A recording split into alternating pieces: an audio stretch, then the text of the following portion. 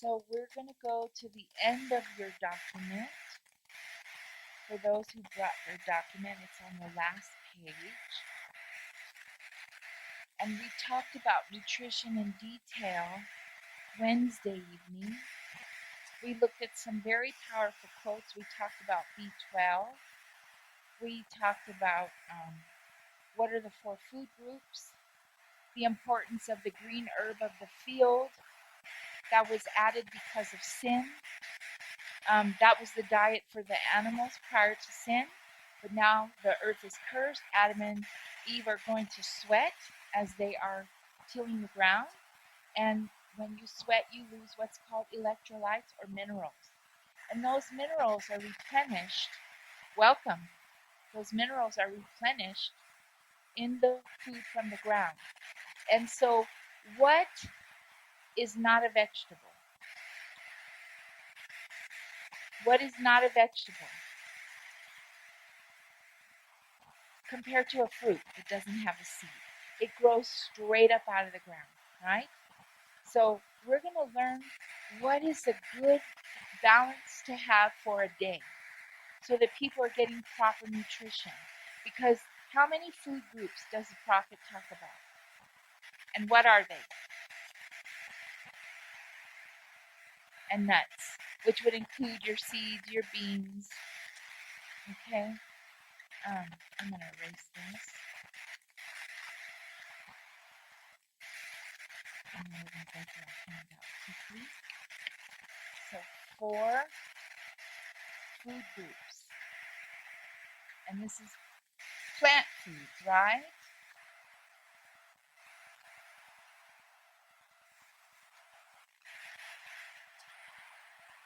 So we have fruit, vegetables,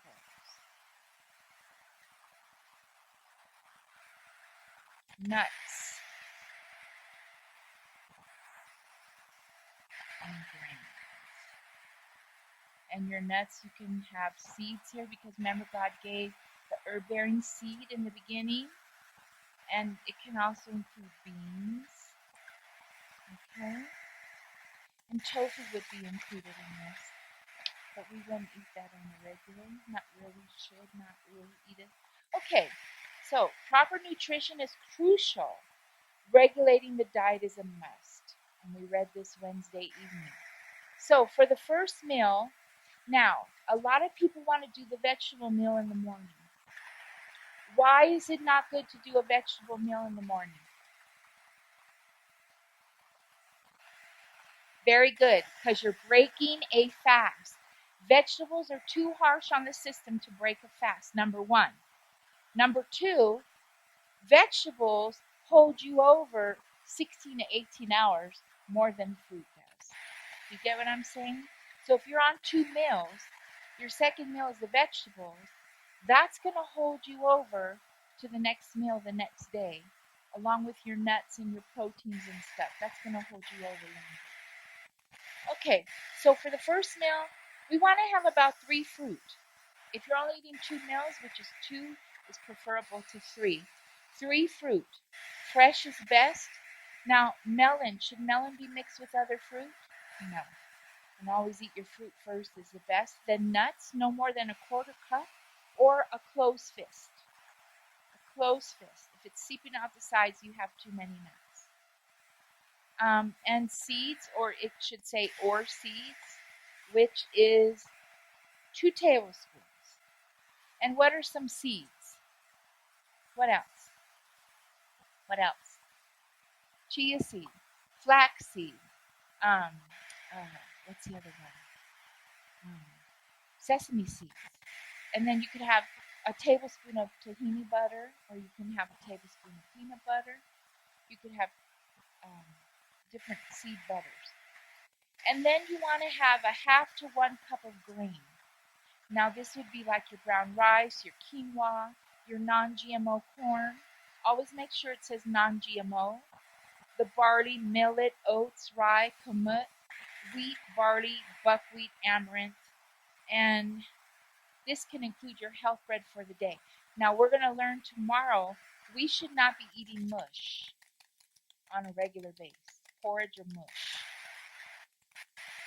When I say mush or porridge, what do you think of? What comes to mind? Not so much mashed potatoes. I'm talking about like your cereal grains. Oatmeal is a mush. Yes, grits is a mush. We're going to be learning tomorrow. This should not be eaten every day. It's too soft. We need roughage in the body. So if we have to have grain, what is good grain? That's roughage. Pancakes, waffles, granola, French toast. We would like to learn how to make all of this stuff. Oh, very easy. I've been making this for years. Granola, okay? These are rough and roughage and goes down the system. It's very good, and we'll be learning more about that tomorrow. So for the second meal, a cooked green vegetable, and this should say another colored vegetable. Another cooked colored vegetable, not just orange. Another cooked colored vegetable.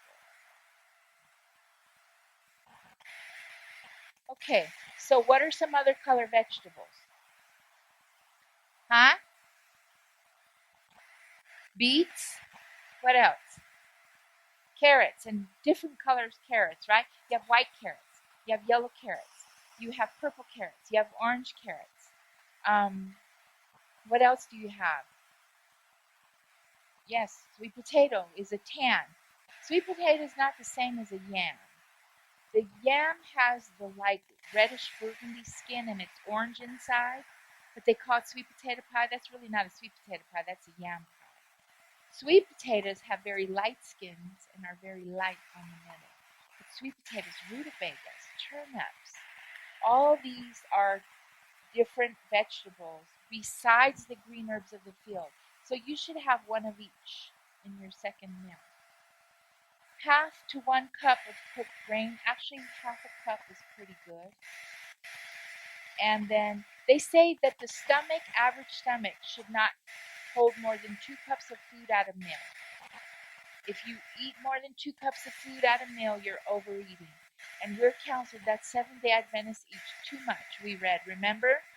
We should cut back at least half to 2/3 of what we typically eat. And then half to 1 cup of a legume or of some type, which includes beans or peas. Tofu, you want it to be non-GMO. They say we really shouldn't eat tofu more than twice a month because it's a concentrated food. Okay? And then for the third meal, only 1 to 2 pieces of fruit. And instead of pancakes, waffles, you can have toast of a healthy bread and put some homemade jelly or homemade peanut butter or both. Slice some bananas, put some blueberries on it. It doesn't have to be pancakes, it doesn't have to be waffles. But I like a variety each day. And you don't want to eat the same thing day after day. Okay? And then for the third meal, only 1 to 2 pieces of fruit and some type of grain such as popcorn, whole grain rice, granola, etc. And if we read the book How to Live, this is the link. You can go online and type How to Live PDF. You'll find it. And then counsels on diets and foods. Give me just a moment.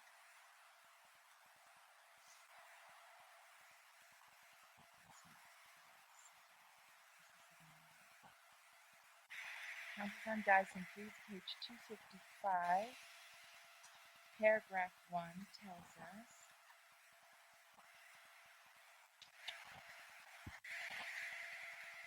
one reason why many have become discouraged in practicing health reform, and let me make this larger so you guys can see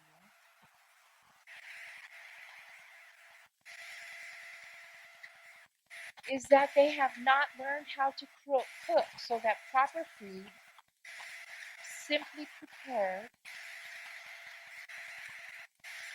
I didn't connect myself, sorry about guys haven't been seeing the document. Yeah, but some don't have it. Okay. So we just went over this. Okay.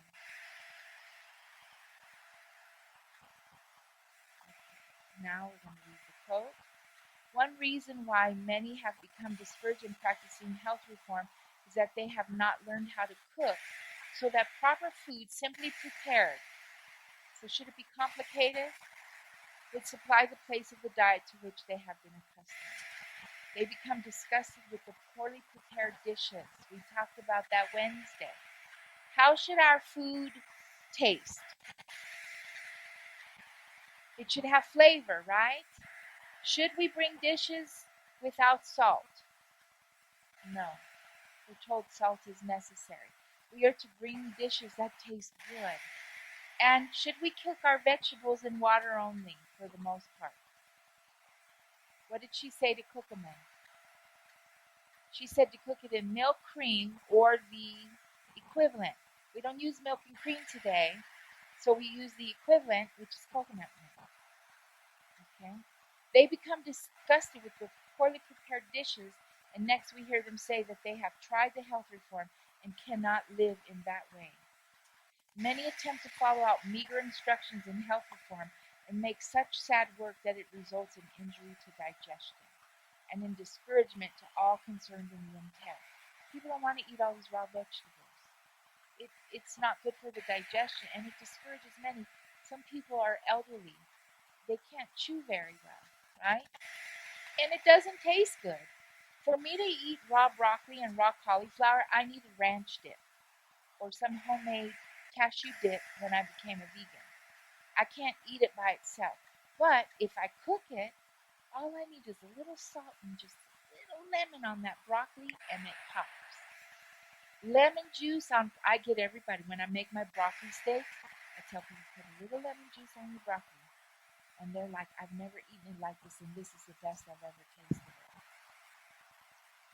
Yes, I slice the whole broccoli head like a steak, and I stick it in a skillet flat, and I put like 10 cloves of garlic sliced, and salt and a little water, and then I steam it till it's real tender. There's no crunch in it, and they're so good.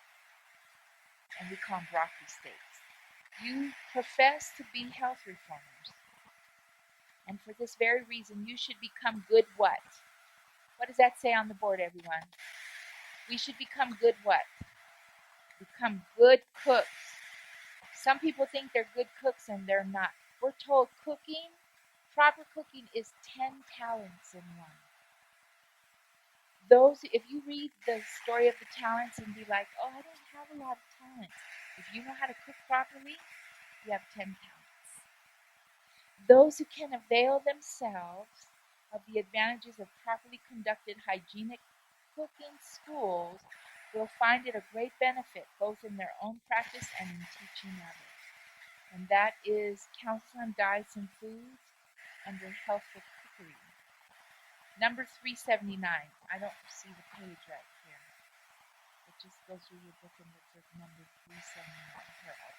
tell you. Okay, Counsels on Diets and Foods, page 255, paragraph 1. 255, point 1. Okay, now back to our document. So, E, you want them to read the complete document on nutrition, which I have. They just asked for it. And the quote says, pure air, sunlight, abstemiousness, rest, exercise, proper diet, the use of water, trust in divine power. These are the what? Every person, so does that mean everyone in here, should have a knowledge of nature's remedial agencies and how to apply them. Ministry of Healing, page 127, paragraph 2. Now we're going to go to exercise. So, please include all the following when first starting the healing program. Now, I want to give you a quote.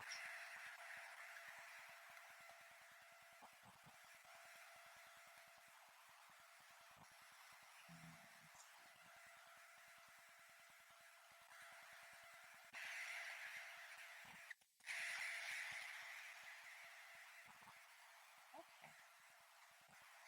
So, the mother who has been but slightly indisposed and who might have recovered by abstinence from food for a short period and a cessation from labor, having quiet and rest, has instead of doing this sent for a physician. And he who should be prepared to understandingly give how many directions? A few simple directions, and what does the next thing say? Restrictions in diet. Okay? So when we go through this, we don't want to give them a whole bunch at one time. So I try to work with no more than 7 things a week. How many? That's God's perfect number, right?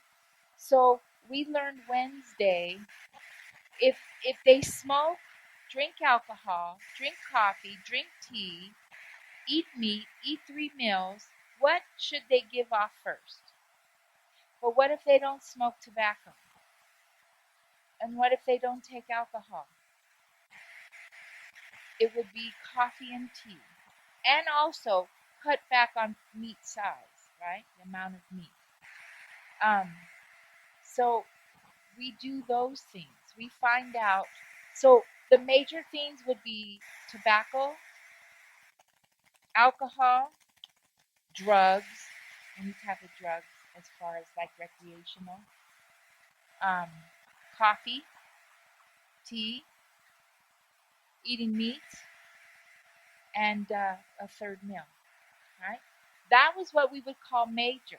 So we work with one major first, and we just learned tobacco is the very first thing we work with.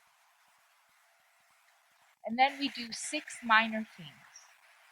So what I do is from these laws of health, or 7 minor things, from these laws of health, I'll do one of each of these laws of health.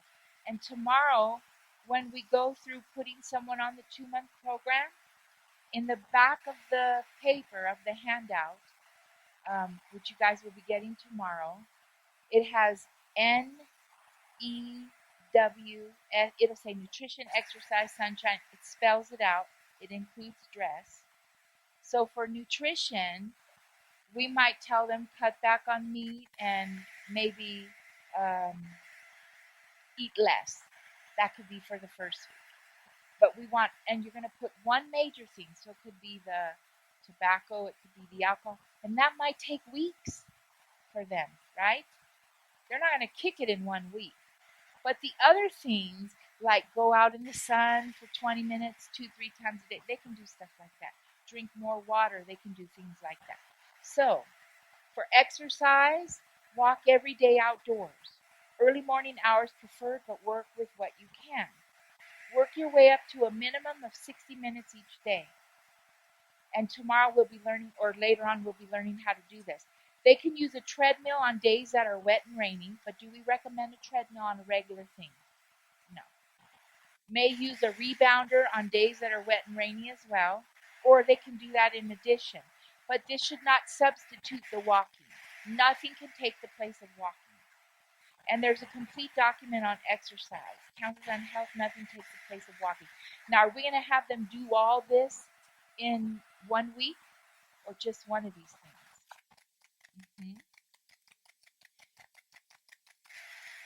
And we'll go over this more tomorrow. Now, what if they say, I can only walk from here to that chair, maybe twice a day? So you have them walk from here to that chair twice a day, and the next day you have them do it 3 times a day, and see how long that takes. And if it only takes a minute, then you add a minute the next day, and then you add a minute the next day, and they will increase, and they will be able to start walking more. There are people who go to lifestyle centers, they can't walk 2 minutes. And by the end of 2-3 weeks, they're walking 4 miles. It can be done, right? Okay, so also do some form of gardening every day. Start slowly by planting strawberry seeds or flowers. This is what we're told. So I always tell the sick, get out and do a garden. Plant some strawberry seeds. Oh, Nestor has delicious strawberries. We've been eating those things left and right. Welcome. Um, put flowers. Beautify. We're told to beautify the outside of our home with flowers. Get flowers and put them out there.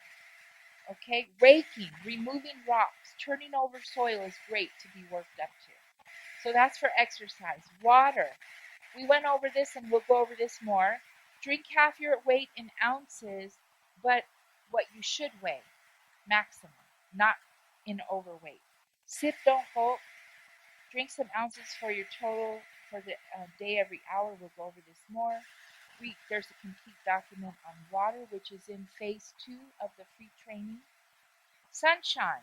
Get sunshine every day, even in the what? Winter months. And even when it's overcast and very gloomy. Did you know you can get more sunburn in overcast? You can get more sunburn in an overcast winter, especially if you go skiing. Those people get sunburn. Yes. The sun is still there in faith, is it not? The rays are still breaking through. And medical science shows you can still get your vitamin D levels. You just have to dress warmly in the winter months. We're counseled to go out winter, sleet, snow. Start with 10 minutes every day and add a minute each day until you're getting at least 30 minutes minimum. You really want more than that because we learn to get how much sunshine? What did she say? Get all the sunlight. Let's look at that quote.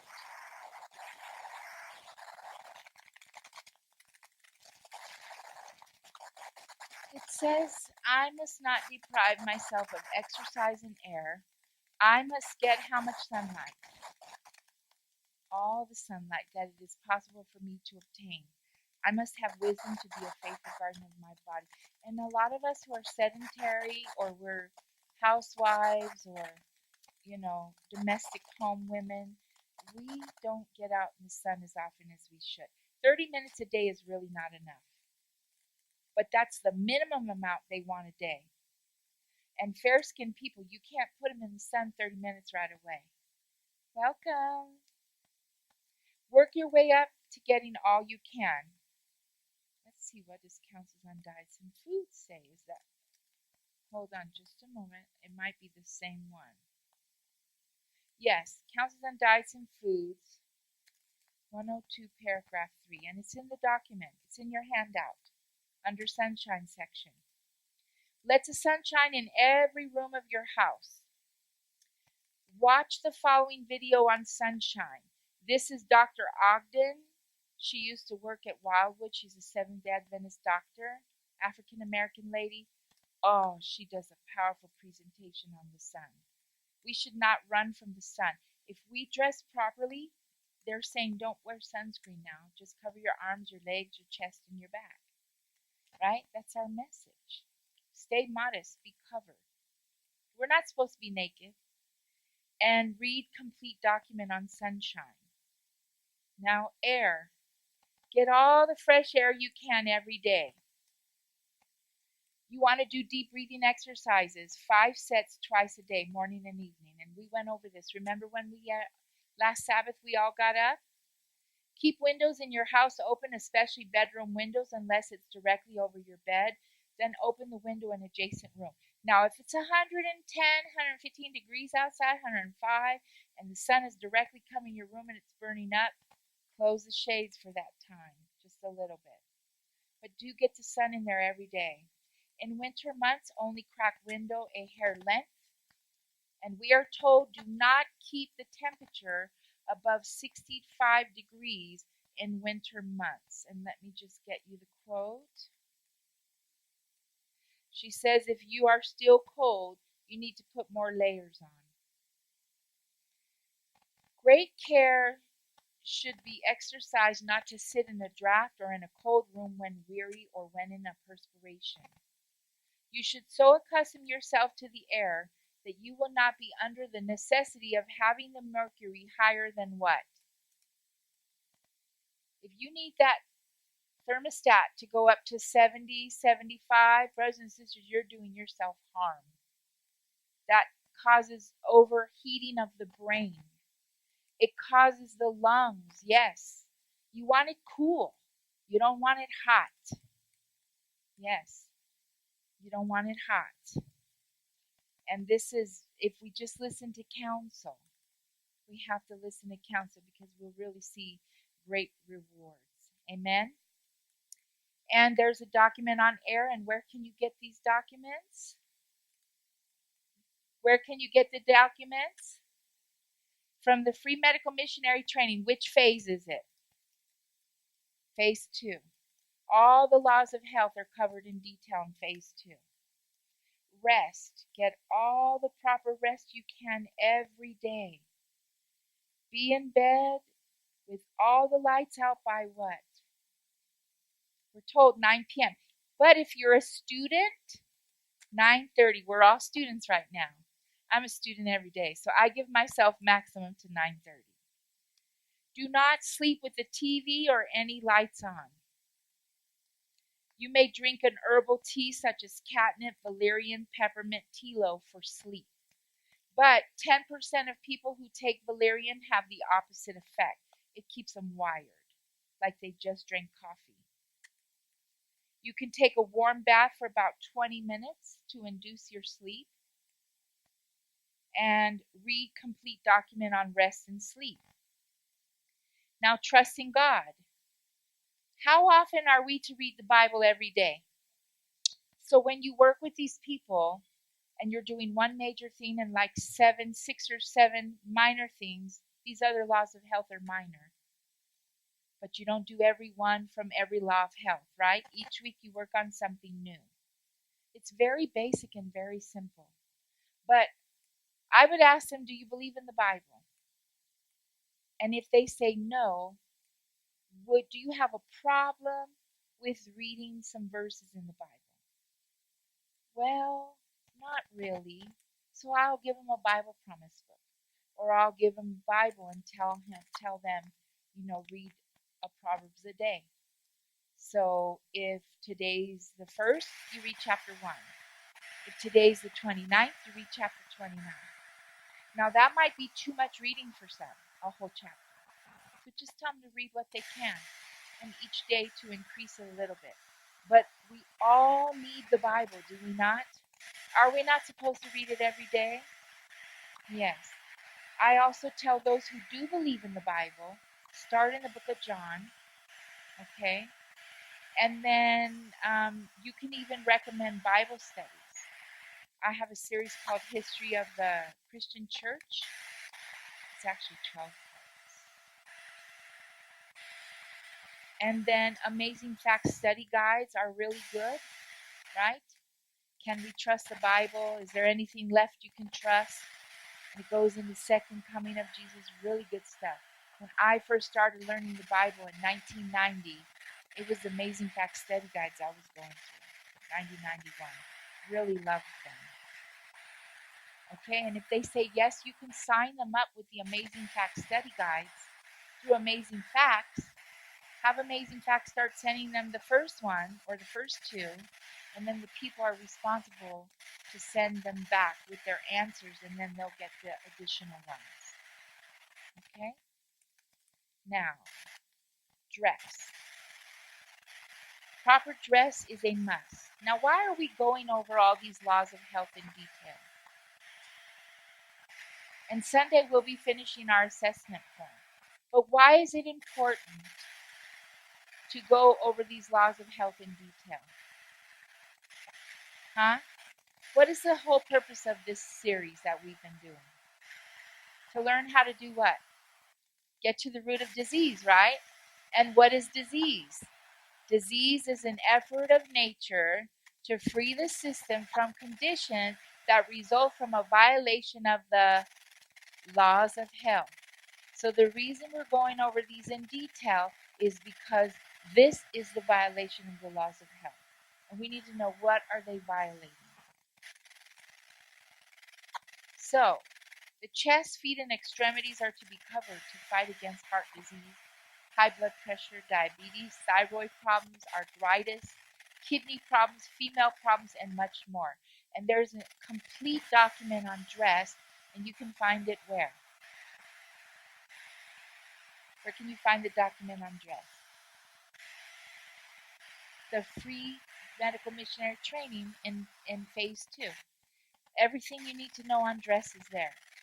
Everything you need to know. All the quotes on how it causes the heart to overwork, causes nosebleeds. Okay, we're going to look at Healthful Living, page 179. Healthful Living 179 and paragraph 1. Oh, here it is. The extremities are chilled and the heart has thrown upon it double labor. Do we want our heart to work double? So what happens when the extremities are chilled? If all my body's covered but my arms are exposed, even if it's 110 degrees outside, guess what? My arms are chilled because they're cooler than the rest of my body. Why is that? Because the rest of my body's covered, right? Yes. And to force the blood in these chilled extremities, and when the blood has performed its circuit through the body and returned to the heart, it is not the same vigorous, warm current which left it. It has been chilled in its passage through the limbs. The heart, weakened by too great labor and poor circulation. So how is the heart weakened? Too great labor and poor what? Of poor blood is then compelled to still greater exertion, to throw the blood to the extremities, which are never as healthfully warm as the other parts of the body. The heart fails in its effort. When you hear the word heart fails, what disease do you think of? Well, not just congestive heart failure, because you can have heart failure without the congestive, right? But heart failure, right? And the limbs become habitually cold, and the blood, which is chilled away from the extremities, is thrown back upon the lungs, and what? And inflammation and congestion of the lungs or the brain is the result. Sometimes inflammation and swelling on the brain is just because of the way people are dressed. Isn't that amazing? Okay. Healthful Living, page 64, paragraphs 1 through 4, we're going through.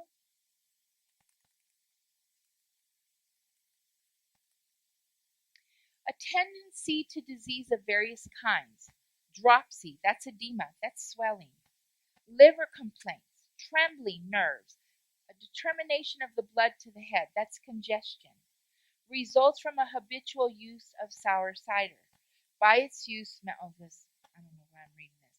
Some die of consumption or fall under the power of apoplexy from this cause alone. Some suffer from dyspepsia.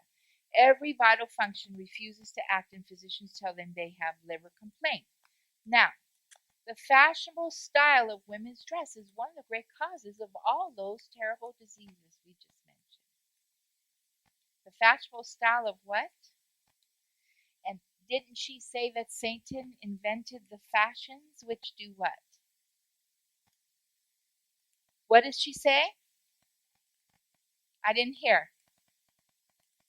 Let's see. Let's go look.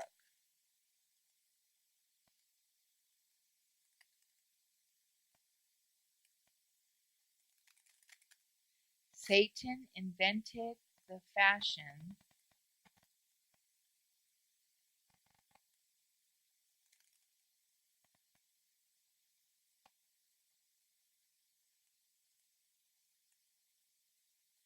Satan invented the fashions which leave the what? So is leaving our limbs exposed a fashion? Yes or no? Brothers and sisters, up until like the 1940s or 50s, it was illegal to wear shorts or short sleeves in the United States of America. You got ticketed for lewdness and nakedness. We've come so far from that, right?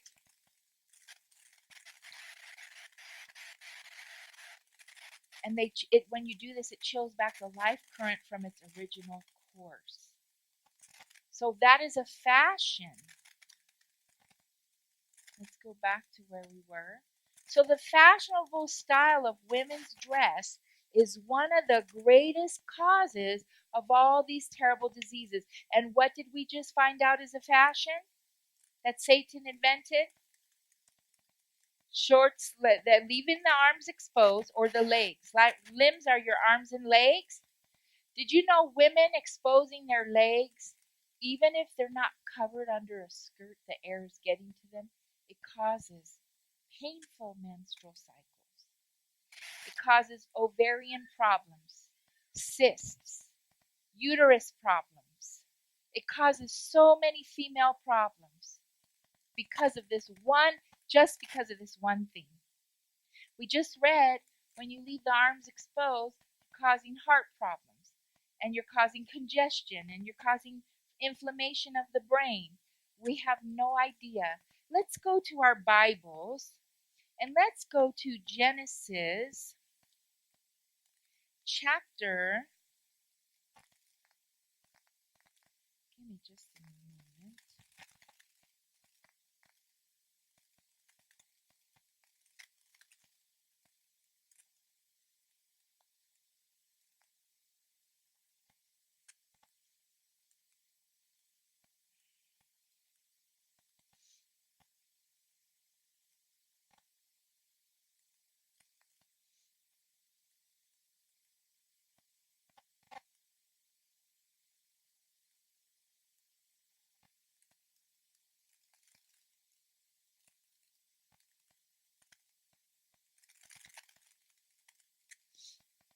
Hmm.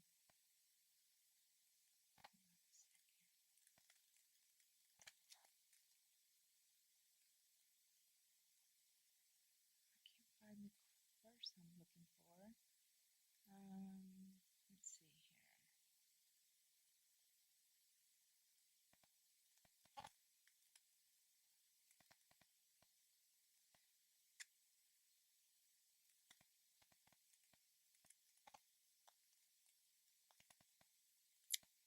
Trying to find a verse. Hold on a second.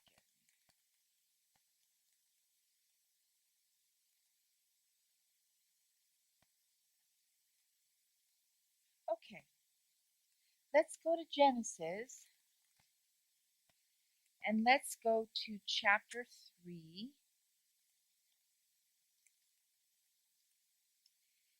And let's go to verse 6 and 7. And when everyone's there, say amen. It says, "And when the woman saw that the tree was good for food, and that it was pleasant to the eyes, and a tree to be desired," desire means to covet, so she coveted, she broke the 10th commandment, "to make one wise, she took of the fruit thereof and did eat, and gave also unto her husband with her, and he did eat. And the eyes of them were both opened, and they knew that they were" what? Naked. Because we're told the light of the wicked goes out. They were covered in the light of God. Let's go to Psalms 104. Psalms 104. Psalms 104.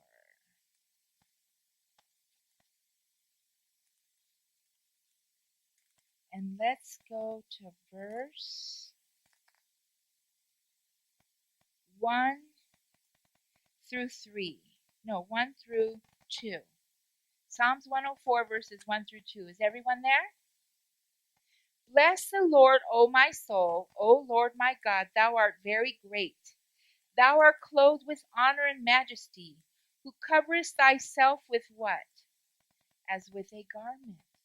Was not Adam and Eve made in the image of God? They were covered in that light. But the Bible says the light of the wicked is put out. And Psalms 119 tells us those wicked are those that forsake God's law. Did they forsake his law?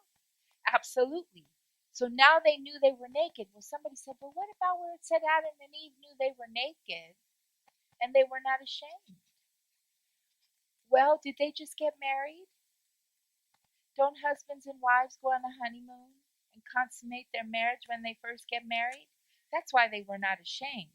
But brothers and sisters, do not believe those false pictures depicted in storybooks that Adam and Eve walked around the garden naked, letting all their stuff hang out. That is not what happened. Okay? God did not allow them to walk around naked. No, they were clothed in the light of God. And when they saw each other naked, what did they do? They hid themselves. And what did they make? They made aprons. So let's think of an apron. Your backside is showing, your legs are showing, your arms are showing. Did God approve of that clothing that they made?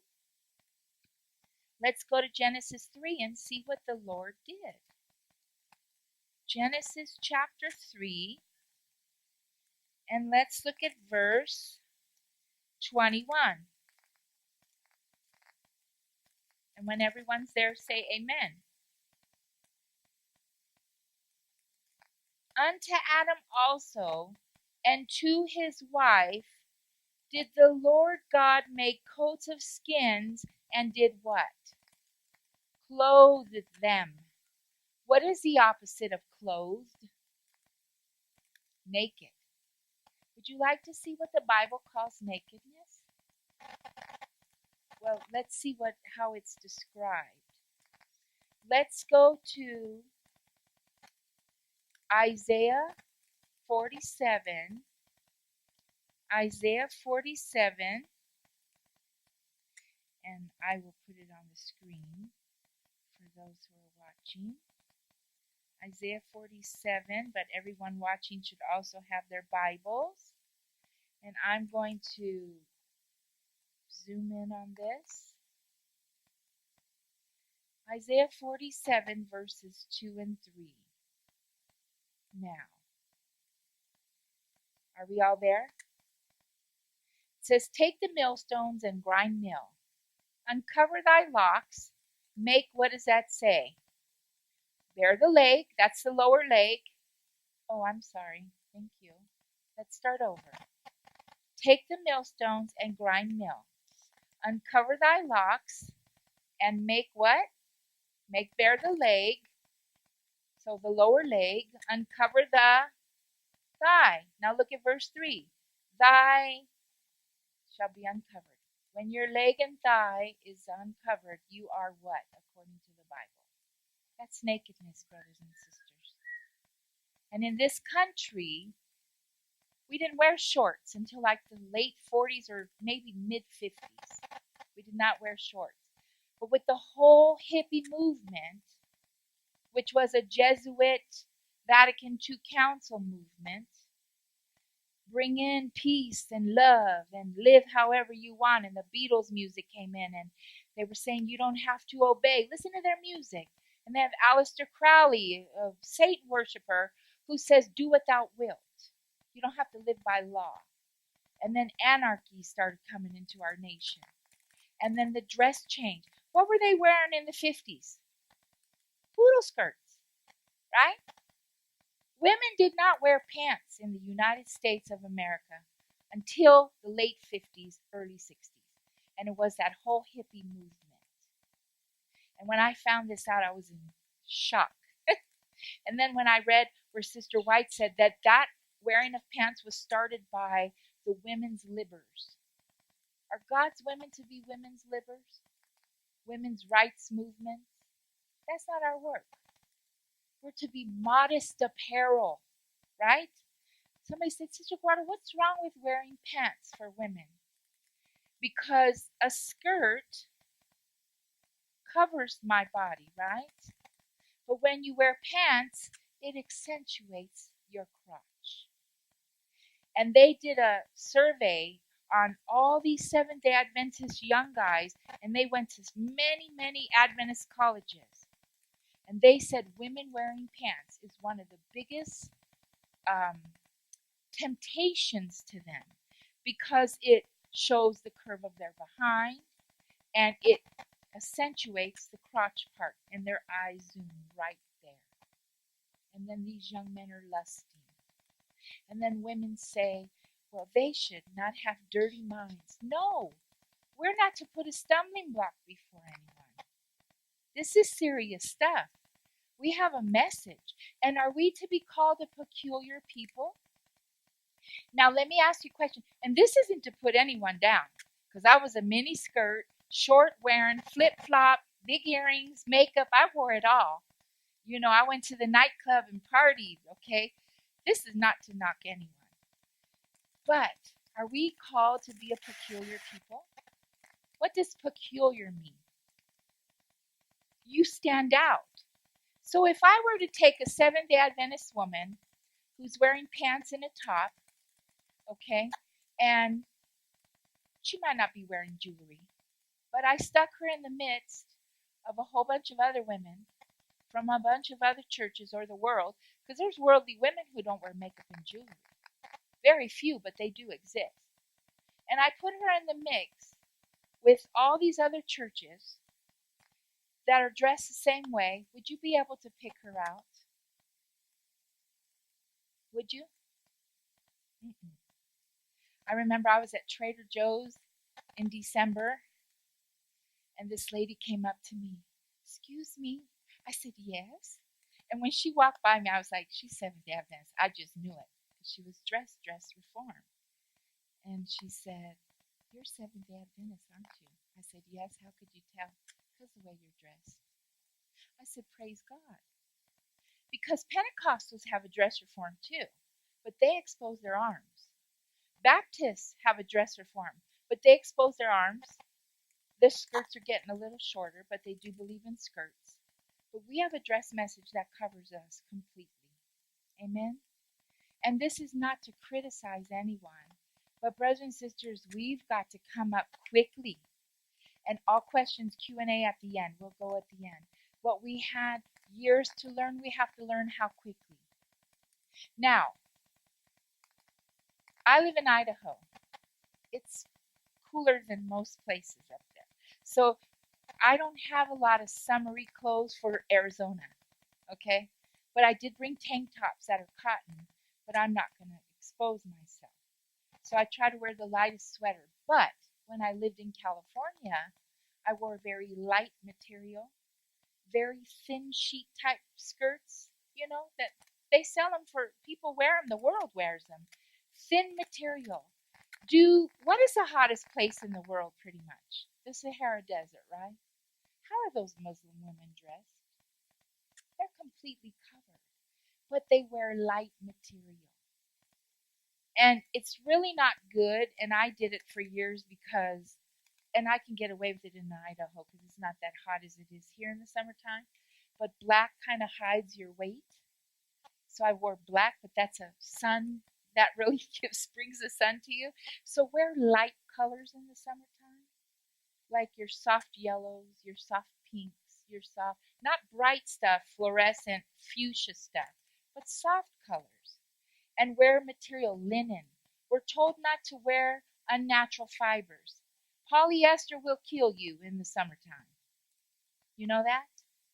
Yes, polyester is one molecule away from a plastic. Do you want to wear plastic in 105 degrees? No. Cotton, excellent. Now you have thick cotton that people wear in the wintertime, and you have thin cotton, right? Now, I have seen people wear wool turtlenecks in 105-degree weather. That brings a reproach to the dress reform. We want to make it as simple and look nice. You don't want to look like you're from the 1800s, okay? We don't need to wear bills out to here, bonnets with bills. We don't need to wear prairie dresses and pilgrim dresses. We're told not to wear a pilgrim's dress. We're not to look like Mennonites. We are not to look like the Muslim women. We're not to look like the Hindu women. We're to stand out and be Seventh-day Adventists. Amen? You can look like the world, she says, as long as the world has a modest dress for you to wear. You don't have to be singular. We're already singular because of our messages. Amen? So you want to try to come as close to the world as you can, we're told, without stepping over God's boundaries. The world has nice long skirts. The world has nice long cotton tops. But it's easier to find online a lot of times than it is going into some of these stores. I remember when almost everything was cotton. That's not the case anymore. Almost everything is, and I have people say, Sister Guardo, but what if it's only 95% cotton and 5% spandex? Do what you can, but try to get as closest to 100% pure as you possibly can. But we have a dress message, and God is calling us to come up higher. And the way we dress, some people say, well, if I wear this has nothing to do with my health, but isn't it also spiritual laws if we violate? Did Miriam backbite with her tongue? Did she get leprosy? If we don't follow God's laws, whether they're natural or spiritual, are we going to suffer the consequence? Absolutely. Women have hot flashes. Women are just all kinds of health conditions, fibroids, the way they're dressed. The way they're dressed. So God does not want his people to be naked. These fashions came from whom? They came from Satan. And this is a harsh saying, but didn't we learn that the testimony is not a smooth message? It's not a smooth message. We have to learn these things, but we have to teach it in love and be tactful and not make people feel like they're being hurt. People are having runny noses. I remember my son got bloody noses all the time. And then I went to the Spirit of Prophecy, like, does she say anything about bloody noses? It's the extremities. Little children will suffer at the hands of parents. I was like, oh, Lord, forgive me. Because my son always had the cute little tank top shirts and the little shorts and the little flip-flop sandals. And I thought it was so cute. I went and got him lightweight material, and he never had those bloody noses again. And we were in the ER like twice a week for a couple months. Yes. Okay? So God is good. Okay. We're almost done here, and then we're going to go over a handout that I'm going to give everyone. Okay. So let's go back to page 64. So, the fashionable style of women's dress is one of the greatest causes of all these terrible diseases. More die as a result of following fashion than from what? From all other causes. That woman's congestive heart failure is really because of how she was dressing, especially if she wasn't eating fish. We learned fish, mercury. The mercury causes congestive heart failure. But what if she's a vegan? What if she's Seventh-day Adventist? Seventh-day Adventist women are getting congestive heart failure. But she wears the cute skirts and flip-flops, and she's got the short sleeves. That's the problem. That's the problem. Women especially are the victims of various maladies which might be lessened, if not entirely prevented, by right habits of life. Half their sufferings, and there's another quote, she says more than half, so more than 50%, may be attributed to their manner of what?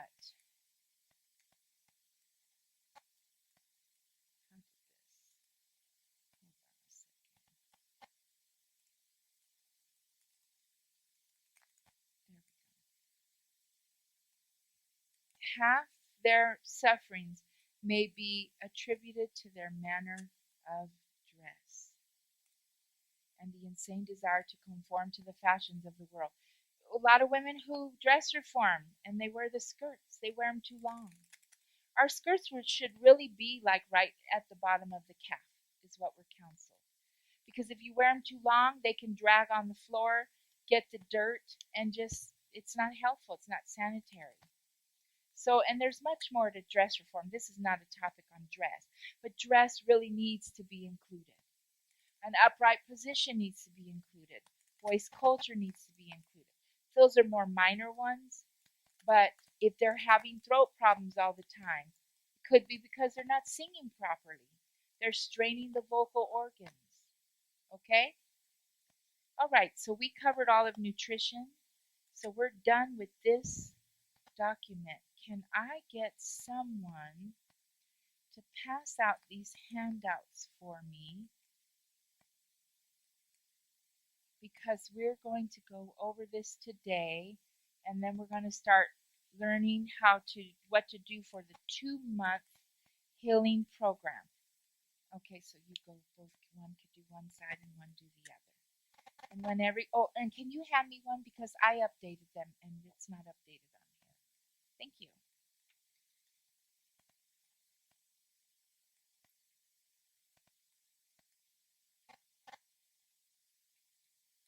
Okay. So we're going to go over this. I hope you all have pens. Sure. Here, I'll help you. Grab one side. Okay. Okay. So everyone take out your pens and you're going to practice. You're going to use yourself as your patient. Okay? And when everyone's there, say amen. And let me bring it up on the screen. Give me just a moment.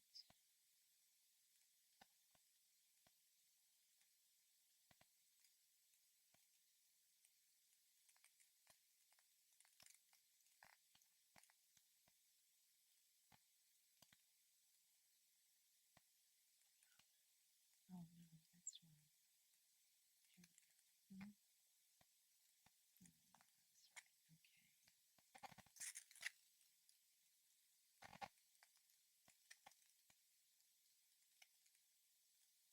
Okay. There it is.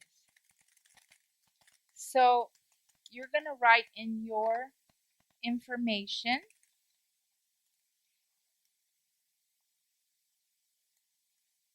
Now, this actually goes at the end of putting someone on the 2-month program when you get their assessment form and they're finished with the assessment form. Then you're going to use this as your criteria to know what you're going to do for them throughout the program. Okay? And this is very important.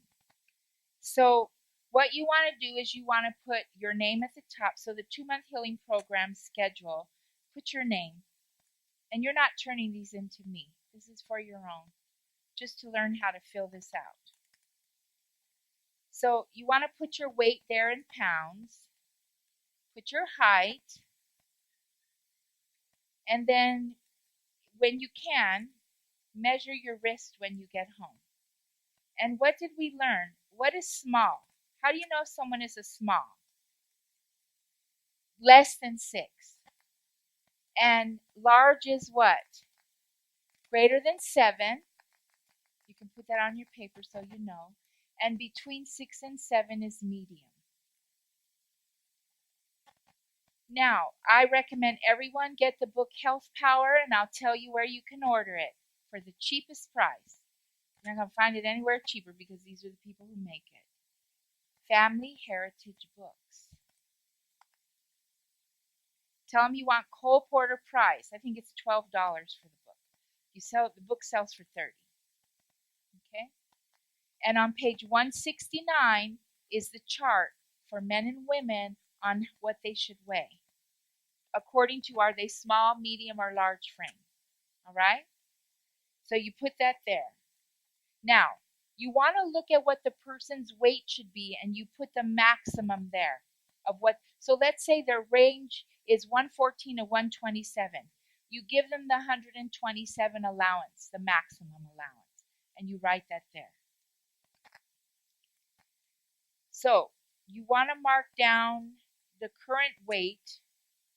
So right there where it says mark down current weight and subtract what the weight should be. So let's say they should be 127, but they're 170. So you should put 170 minus 127. So what is 170 minus 127?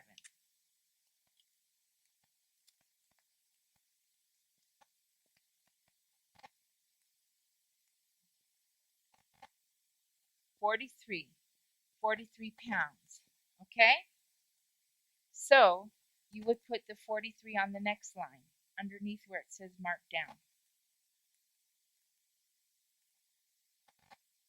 Now, under vital signs, you want to check their blood pressure, their temperature, their pulse, their respiration.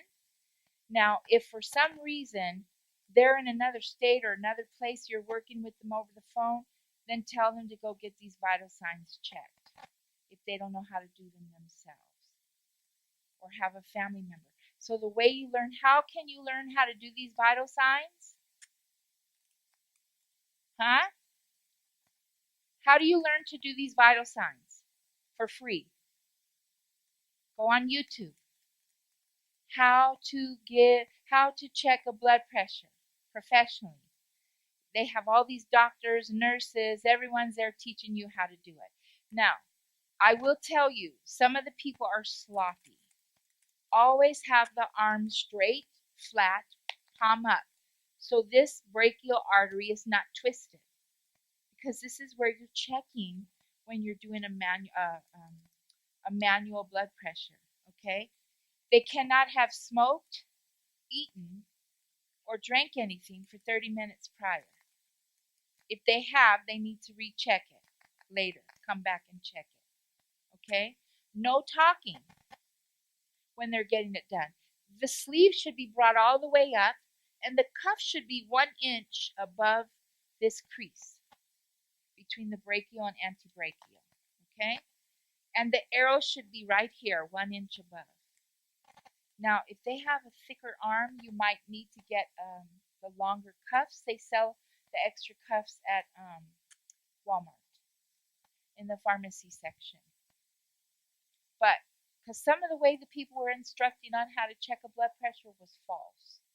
They had the arm all twisted, they have the cuff all, and it's very sloppy. And whenever I go to the ER triage, I'm like, you don't have it, so they'll do it right, because they're not going to get an accurate reading if they don't. And that's very important. And that's one of the things my nursing instructor, who was considered the best in California, taught us, is that do these vital signs correctly.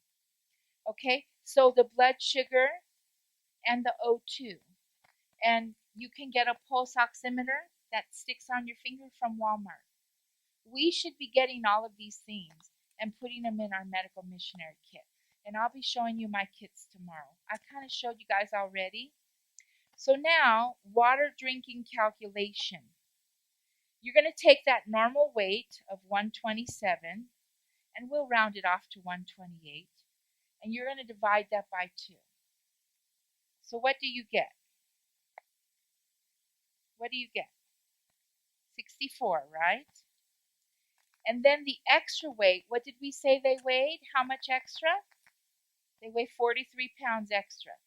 So we'll round it off to 44. So put 44 there, and you're going to divide that extra weight by what? 4. So now that's 11. Now, 16 ounces for altitudes 2,000 feet or above.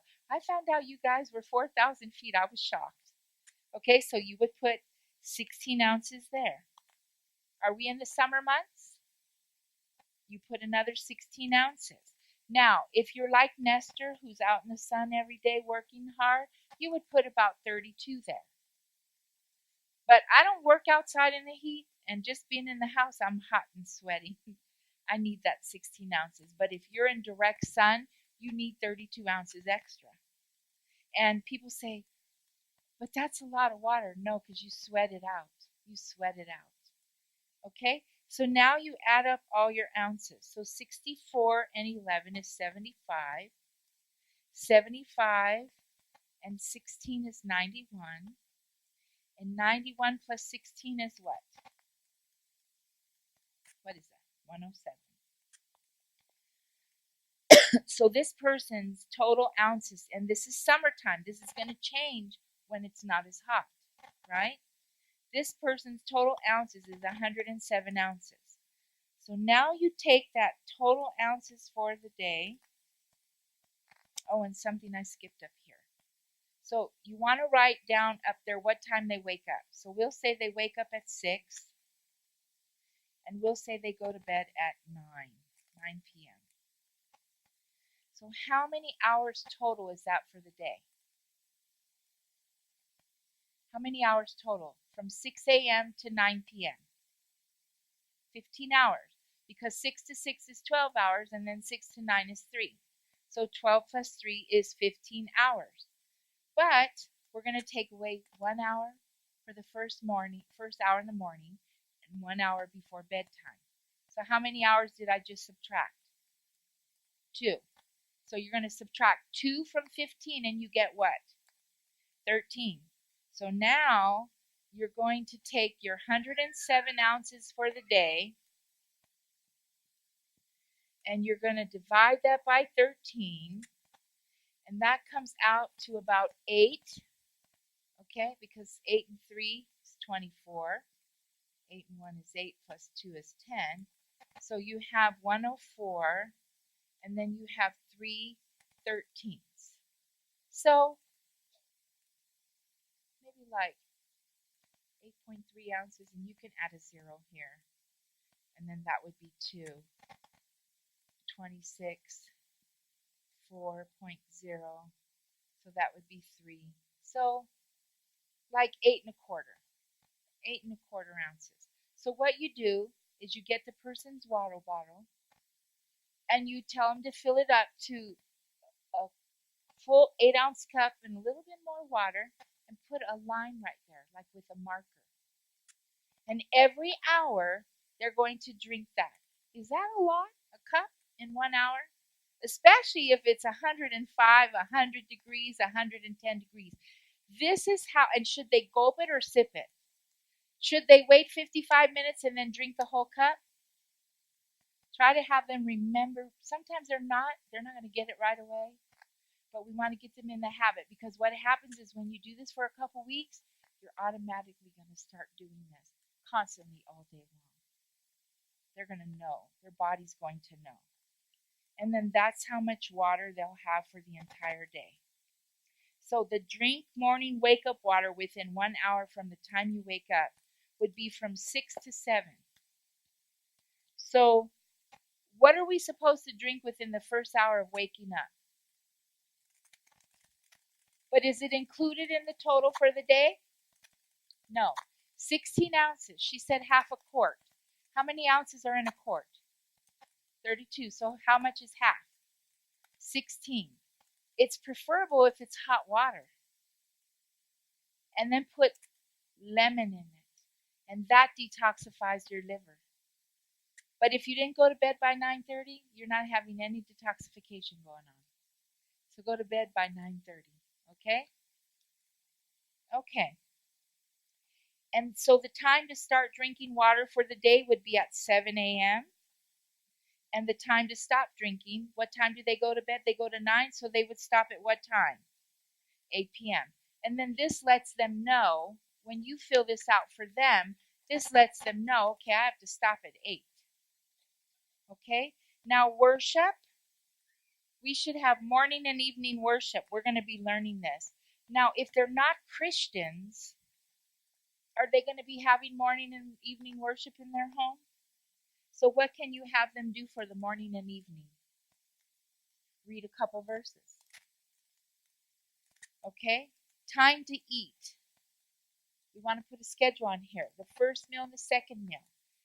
We're going to learn tomorrow. You should eat within 2 hours of waking up. Breakfast really should not be really later than 8 o'clock in the morning. Really, if you want to get technical. Because we're supposed to eat within 2 hours, right? But what time are we supposed to be up? Before the sun rises, right? Okay. You really shouldn't, when you start eating at 9, you're kind of not doing good for your body. The prophet ate at 7 and 1. That was a common time for her to eat. 7 is a good time to eat. 8 is a good time to eat. But how many hours apart should your meals be from the last time, from the beginning? If you eat from 7 o'clock and you start from 7, you should eat at 1, which is 6 hours later. But if you finish at 7:30, okay, At least 5 hours should be. So you can eat again at 12:30. The earliest you could eat at 12:30. The latest one, because it's 5 to 6 hours apart. It's not 5 hours apart from the time you start eating. It's 5 hours apart from the time you finish eating. So I tell people give themselves 30 minutes to eat. Okay? Alrighty? And then an herbal tea. So we want them to do this 30 minutes before each meal and late in the afternoon. So what did we learn? How many herbs do we put them on? How many herbs though? How many herbs total? Why only 3 or 4? Does anyone know why? Anyone have any idea why? Huh?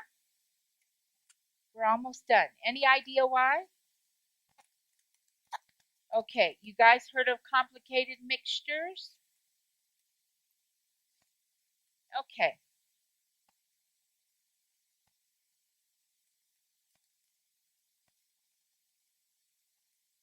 Let's see here. Are herbs food? Yeah. Okay. Let me see if I can find one. Okay, here we go. Rich and complicated mixtures of food are health destroying. So, we're counseled not to have complicated mixtures. Okay? But some people will say, but this is very vague. What's a complicated mixture? Very good question. So, let's see what we're told.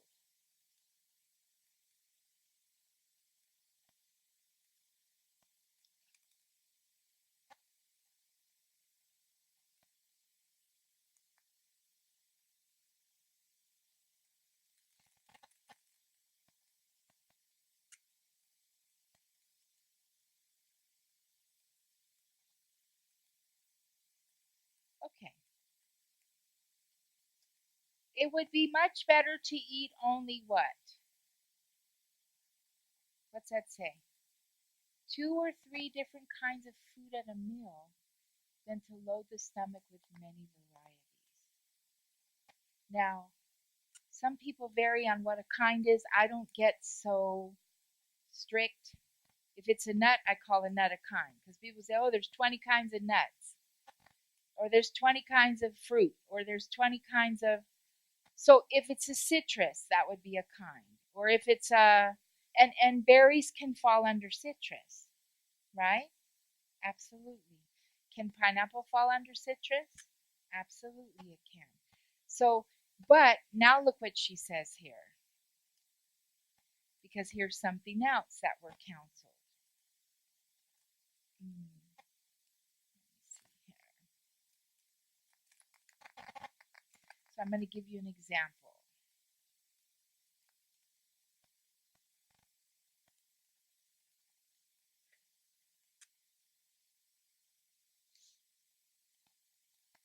And then after this, we will be done and we'll go into our Q&A. Okay. Do not have too great a variety at one meal. What does that say? 3 or 4 dishes are what? At the next meal, you can have a change. So, we have one quote that says no more than 2 to 3 kinds of food at a meal. Then we have another quote that says no more than 3 or 4 dishes at a meal. So I consider grain a kind, and I consider fruit a kind, and I consider nuts a kind, and I consider seeds a kind. I try to keep it very simple. But then you do have certain fruits. So what did I do with the marker? Does anyone see what I did with the marker? Oh, here it is. Okay, so I'll keep this very simple. I'm not going to make this complicated like some do.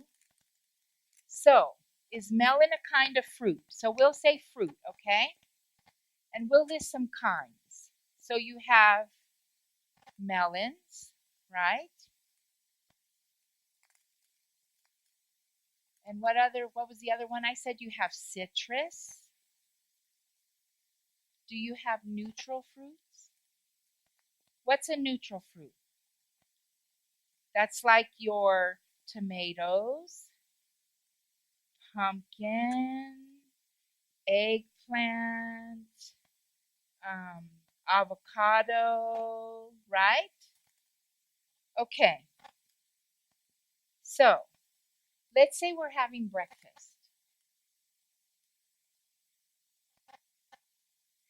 Okay, so we dealt with fruit. Now we're going to deal with grain. I'm just going to call all grain one kind, okay? And we're going to deal with nuts. We'll call this one kind, okay? And then seeds, one kind. So we have here 1, 2, 3, 4, 5, 6 kinds of food, okay? But how many kinds are we supposed to eat at a meal? 2 to 3. But how many dishes can you have at a meal? Right. Now, a fruit plate is one dish, one fruit by itself, not with 5, 6, 10 fruits mixed together. That's considered a complicated mixture. But a fruit plate, a watermelon plate, that's a dish. You know how they slice it in nice triangles and they bring it? That's a dish. So, I like grain for breakfast. So I'm going to have some granola for breakfast. This is one dish. Okay? And adding your little milk, we just say it's part of the granola. Okay? Now, this is one kind, right? Now, I like melons and I like citrus fruit. No, but melons should be eaten by themselves. But I like citrus. What's another type of fruit you can think of? Well, I kind of lumped berries under citrus. Huh? Okay, palm fruits. Thank you. Palm fruits is another kind. And this can include pineapples, but it also includes bananas, mangoes, papayas. Sounds good, huh? Okay. But so I have a citrus fruit. So here's one kind, here's two kind, right? And now I've decided, you know what? I want a mango. Now I have three kind. But I'm hungry and I want a piece of toast. Can I have toast? This is 4 dishes. We'll call these 4 dishes. Is this sufficient? Yeah, because isn't toast a grain? And granola is a grain, right? So that's one kind. Citrus is another kind and mango is another kind. So you have 3 kinds maximum, but you have 4 dishes here. Because toast is considered a dish. Bread is considered a dish. So this is not something you get overnight. But we are to learn proper combinations, right? Absolutely. And this is key. Proper combination is key. Do I follow this all the time? No, it's not always easy, especially when you're out, you know. But I'm so thankful I get lots of fruit out here. Praise the Lord. So this is how you figure out what kinds are. Now some people break it down even more. Well, this grain is this kind. I don't get into all that. It's too complicated. And I try to keep it simple for people. Now do you understand this? Okay. So the reason why we only do 4 herbs is because you're not supposed to have more than 3 to 4 dishes. So I look at each herb as a dish. And a lot of these herbs are the same family. So they're the same kind. So we do a maximum of 4 herbs. There are people giving 50 herbs in one little bag. but they're only getting about this much of each herb. Now, externally, that's different. We're talking about what goes in the stomach. And when you put too many herbs together, the body can't recognize the formula. So we want to keep it simple. And is this supposed to be affordable? But if they have to buy 20 herbs for their formula, is that affordable? But if they only have to buy 3 or 4 herbs, it could be 1 herb for the medical condition or 2 herbs. I do 2 herbs maximum. I like to do 2 herbs just to get the most for your dollar. Okay? So we'll be going over how to put someone on a 2-month program tomorrow. We'll be learning that. But this paper is in the free training. And this is a lot to learn. But what are we told? What are we told? Those who had years to learn, those coming in now will learn in few months. And let me just end with that quote, and then we'll go into Q&A. So it's found in One Manuscript Release, page 33, paragraph 3. It says, truths that we have been years learning must be learned in what? A few months by those who now embrace the third angel's message, which includes the medical missionary work. Amen? Brothers and sisters, some of this seems tedious. Listen, when I was in nursing school, I loved the circulatory system. It was my favorite system. But man, oh man, when we got to that endocrine system, I hated it. There are going to be things about the book Great Controversy you're going to like, chapters, and chapters is like it's so boring. There's things of the medical missionary work you're going to love, and some things is so boring. But do we need to learn it all? Absolutely. And we need to become masters of our trade, right? They say, jack of all trades, master of none. We want to be a master of our trade. Amen? Okay, so we will finish here. So, does anyone have a question? Okay, can someone pass this mic around? And Arthur had his hand up first. And thank you everyone for coming. And then Brother Ignacio has his hand up second.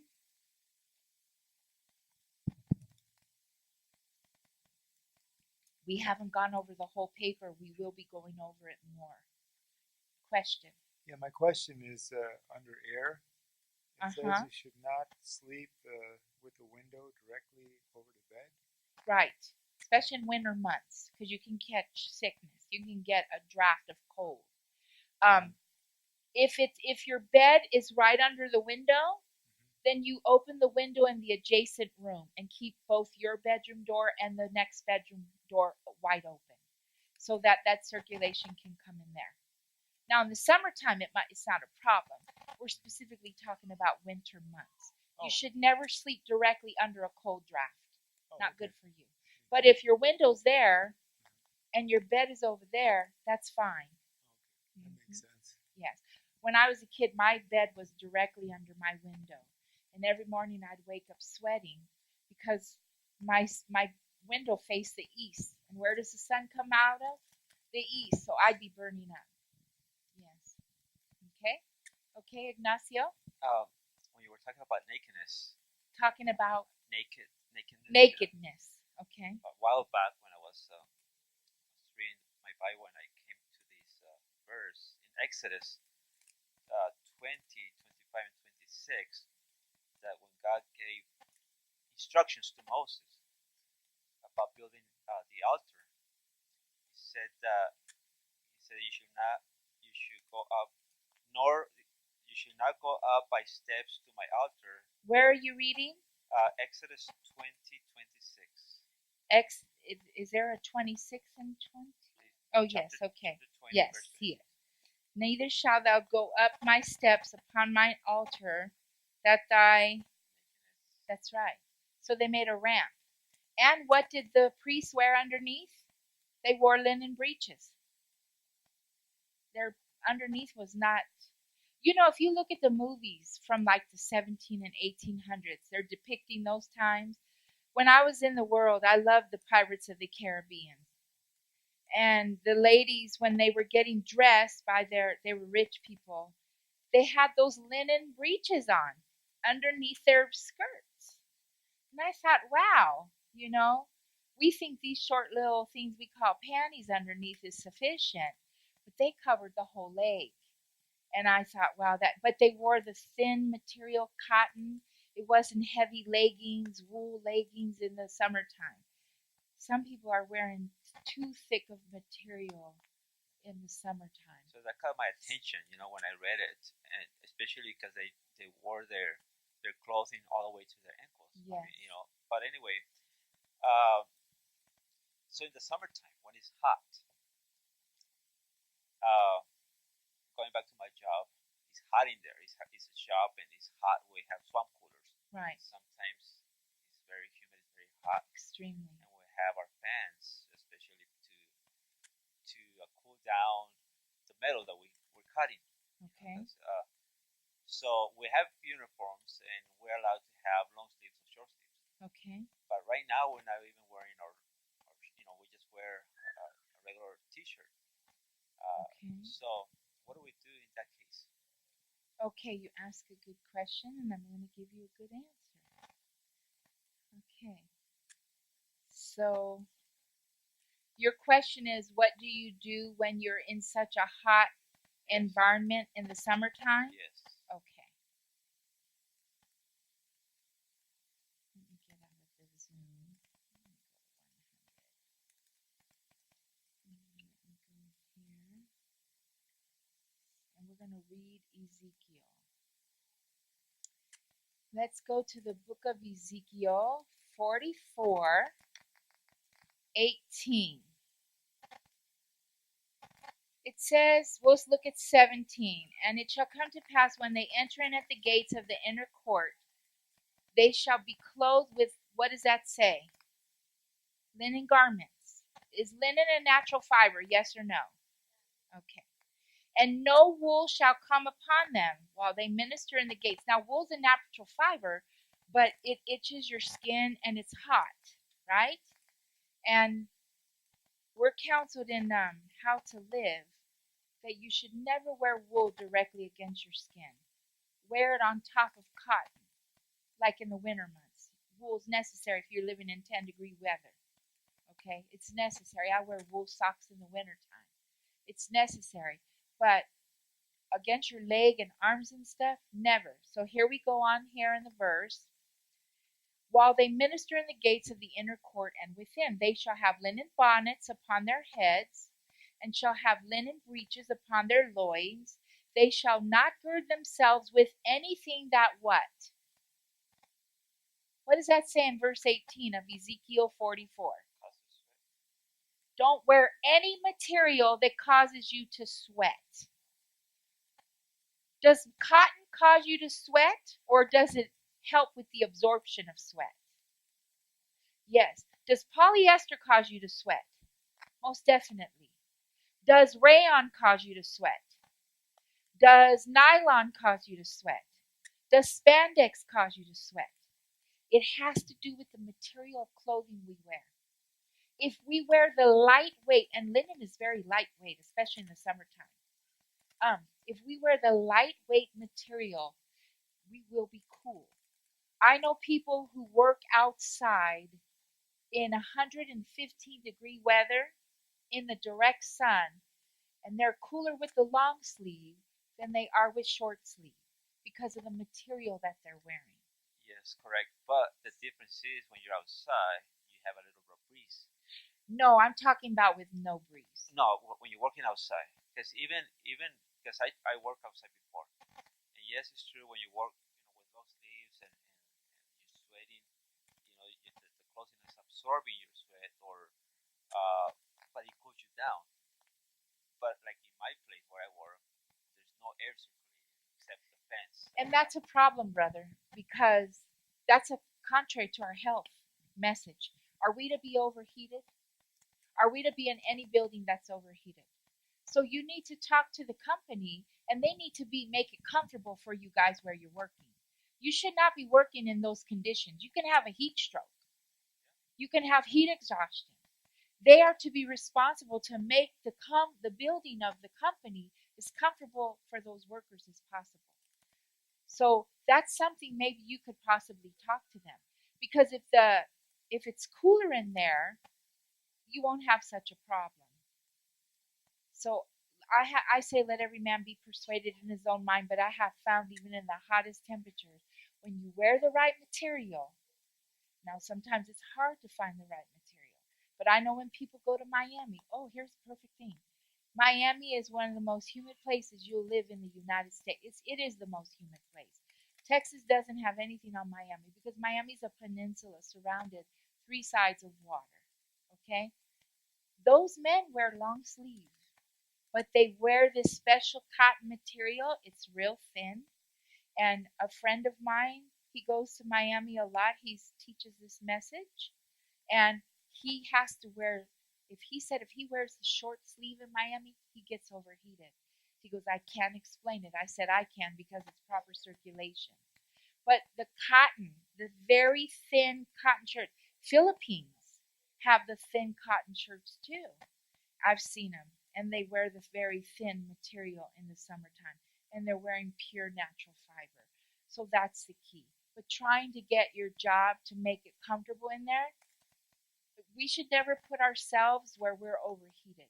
That's very harmful to your health. So I hope I can help you as much as I possibly can answering your question. Any other questions? Okay, Purple has a question. Are you going to be so kind as to share with us a recipe on how to make pancakes and waffles and things without using baking soda and Absolutely. baking powder? If you guys send me an email request, I'll be more than happy to send it to you. Okay. And if I ever come back, my theme is I really would like to focus on prophecy and cooking classes. You'll learn how to make ground beef, veggie, of course. We make tacos, we make enchiladas, we make lasagna. Like, I don't look like I'm starving. I don't starve. I eat. I like to eat food. I like different ethnicities. I like to have Mexican one day and Italian one day and Asian food one day and Middle Eastern food one day. I like falafels and I like different things. And I like different breakfasts each day. Um, so yes, you can learn how to make these things, and they're simple recipes. Very, very simple and delicious recipes. So I hope that answered Purple's question. I'll take one more question. Anyone? Ernie, you have a question? Okay, in the mic. Yes, I think I asked you this at the house, but I just kind of wanted everyone to, maybe they had the same question. And so I, like during the winter months and spring months here, the long sleeve outside, pants, I don't have a problem with. But during these hot summers, it feels like it's actually hotter this time around this year compared to last year here in Wilcox. So I find it hard already outside. It's not so bad. Still, I can still wear long sleeve even if it's scorching hot. But inside the house, when you're trying to sleep in a room, I think I asked you this question. I almost just want to sleep naked. Yes, and you know what we're told? It's better to be that way than be partially clothed. Yeah. But sometimes you have to do what you need to do in the privacy of your own room. Yeah. But being outdoors, right, in the public eye. Now, is that a flannel shirt you're wearing? Yes. That's improper material for summer. Oh, this is not flannel. I'm sorry. This is cotton. Oh, it's thin. But it's. I thought you meant the design. Is it thin? Yeah, this is thin. This is very thin. Because that looks thicker. See, what I'm talking about, thin material, is much thinner than what you're wearing. That to me is not thin material. I'll have to show you some of the shirts that I'm talking about. You can almost see through this if you want. It's really thin. Do you see those sheiks and stuff in the Sahara Desert? Have you seen the sheiks in the Sahara Desert? Do you see what they're dressed in? But they're wearing very thin material. It's like a bed sheet material. They wear that to bed though? Or? No, I'm talking about outside okay. In the summer months. Oh, okay. Outside, and they're cool. But in the bedroom, it's like if you're hot and I say get a fan like I do, one here and one here. Get your wet towel, put it around your neck. But listen, sometimes I have to do what I need to do to survive. The climate is a lot hotter today than it was in the 1800s because of sin, because of man-made stuff, the ozone layers being depleted. You know, Idaho didn't get to 100 degrees. They said the hottest it used to get was like 88. It'll get to 103 now. 15 degrees difference. That's a major difference. So I say do what you have to do when you're in the privacy of your own home. This is something that it's a conviction.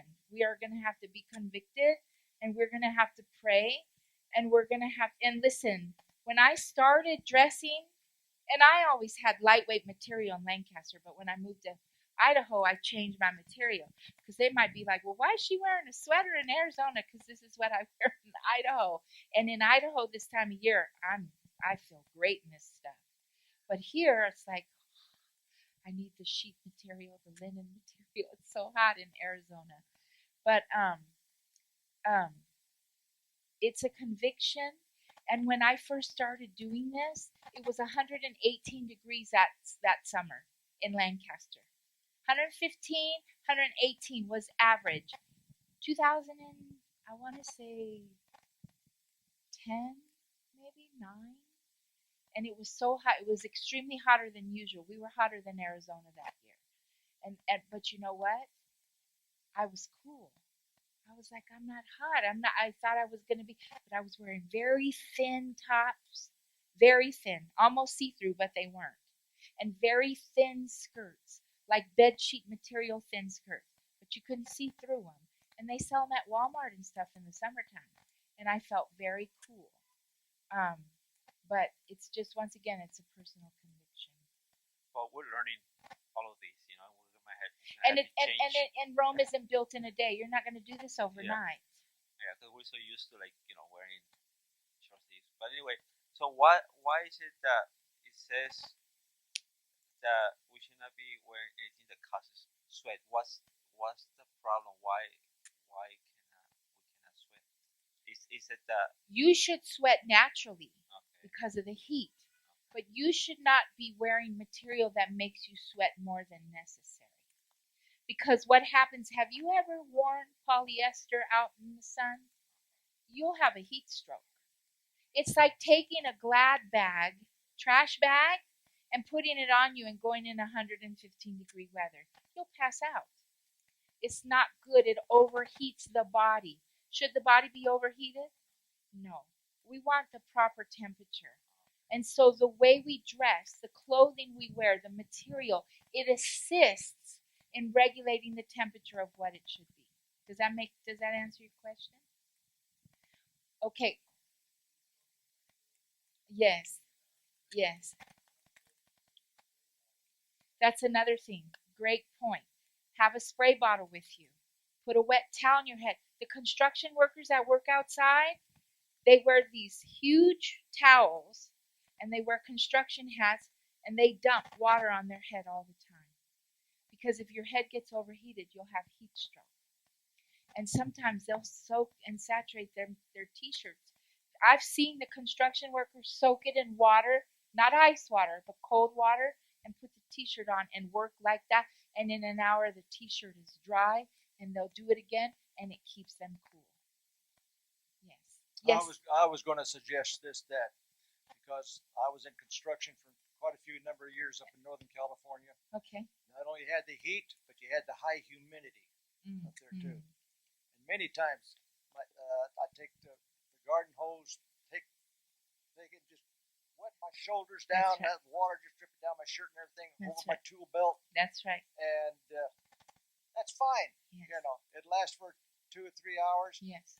Do it again. Yes.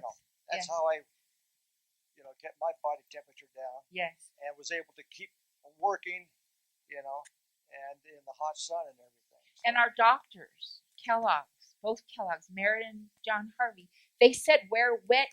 I didn't know that.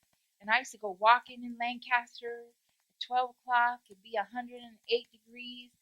I'll have 2 bottles, and in 5 minutes, both bottles are gone because it's so hot.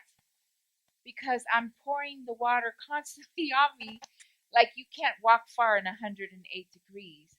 And then I read where they said if you keep a wet towel on your head and your neck at all times, you will keep yourself cool. You're doing construction work, like kind of hard to do. Though. Yes, I know. Yes, yes. But I have seen some of them do it with the long white towels, and then they put that hard hat on. They'll take the hard hat, they'll pour that water, soak themselves, put the hat right back on. That's what I used to do with my hat too. I used to soak it and put it back on. Amen. Do whatever you have to do to keep cool. Amen.